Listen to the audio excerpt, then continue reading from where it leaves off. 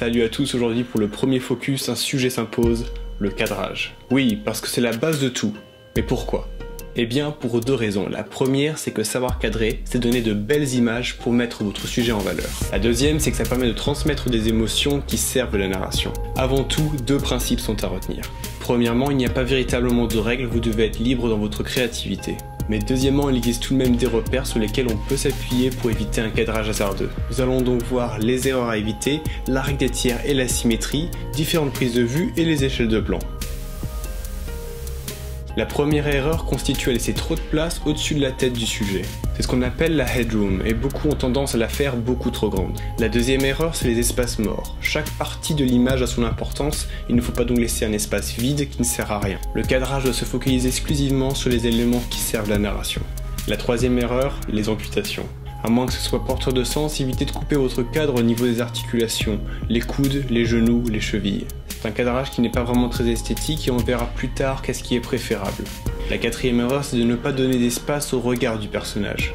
On évite donc de le placer à la limite du cadre pour ne pas donner trop d'importance à ce qui est derrière lui, ce qui généralement n'est pas ce qu'on cherche.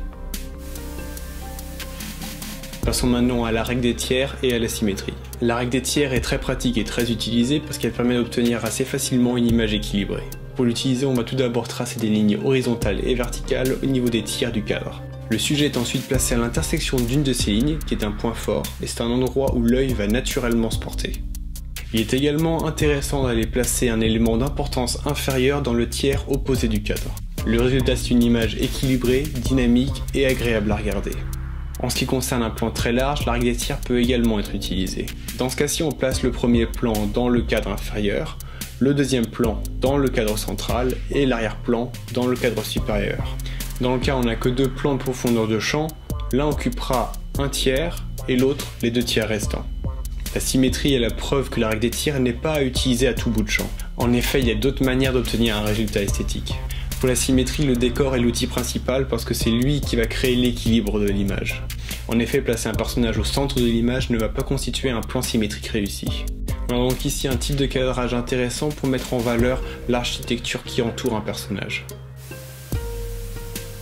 Parlons maintenant de prise de vue. Cette première est très classique dans le cas d'une discussion entre deux personnages. On va cadrer sur l'un des sujets tout en gardant une partie de son interlocuteur dans le champ. Si cette technique est très utilisée, c'est qu'elle permet de rester orienté malgré les changements d'angle de vue. Pour ne pas créer de confusion sur le positionnement des personnages lors d'une scène, il faut respecter la règle des 180.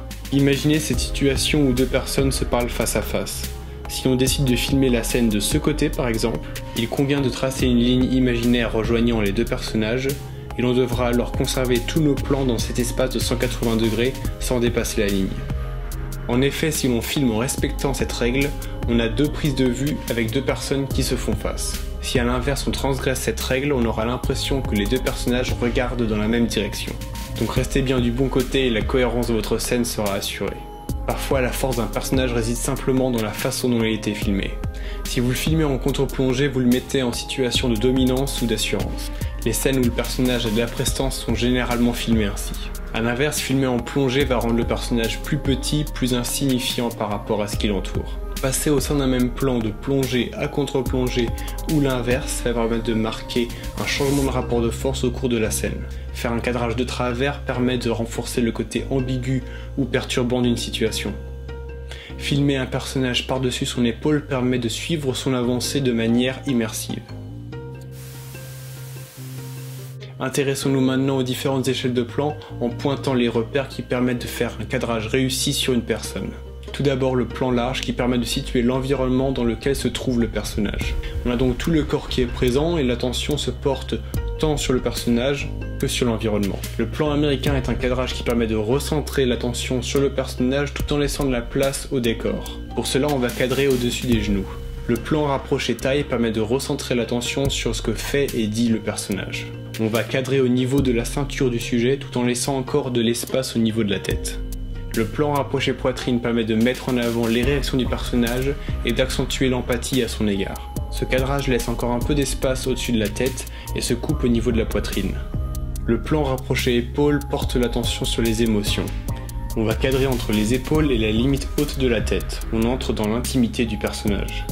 Le gros plan visage va mettre l'accent sur les émotions et pensées du sujet. Comme le personnage, notre attention oublie totalement l'environnement pour se focaliser sur l'émotion présente. Il faut veiller à ne surtout pas couper le menton, par contre le haut de la tête peut être hors champ.